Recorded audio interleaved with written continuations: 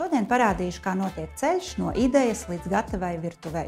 Parasti sākam ar tikšanos salonā, kur pārunājam vēlmes un apskatām materiālus, kā arī ieskicējam plānojumu un pārunājam nepieciešamās funkcijas, ko iekļaut virtuves telpā. Atceros, pirms pāris gadiem pie manis atnāca klients ar ģimeni, 2 bērniem un suni. Viņu vēlme bija skaidra. Mums vajag virtuvi, kas izskatās skaisti, bet gatava jebkuram ikdienas hausam.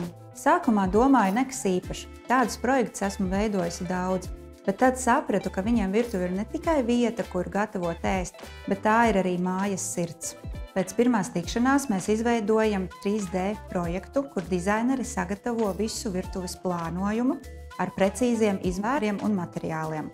Gala rezultātā klientam ir gatava vizualizācija un izmaksu tāme. Ar minēto klientu mēs pavadījām vairākas nedēļas, izvēloties materiālus, kas izturēs gan krāsu un sulu uzlējumus, gan suņu nagu skrāpējumus. Arī sunim bija atvēlēta speciāla vieta, lai tas var piedalīties ģimenes ikdienā.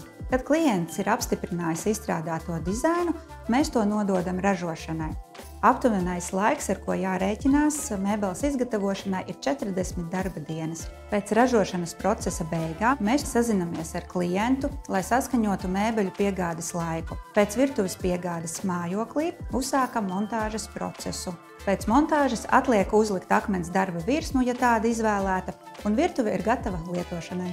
Šis projekts man palicis atmiņā kā brīdis, kad dizains nebija tikai par mēbelēm un izkārtojumu, bet arī par cilvēkiem, kas to lietos, par sajūtām, kuras viņi katru dienu no jauna tur piedzīvos. Ja arī tu vēlies virtuvi, kas radīta tieši tev, nāc pie mums, sāksim ar sarunu un gardu kafiju.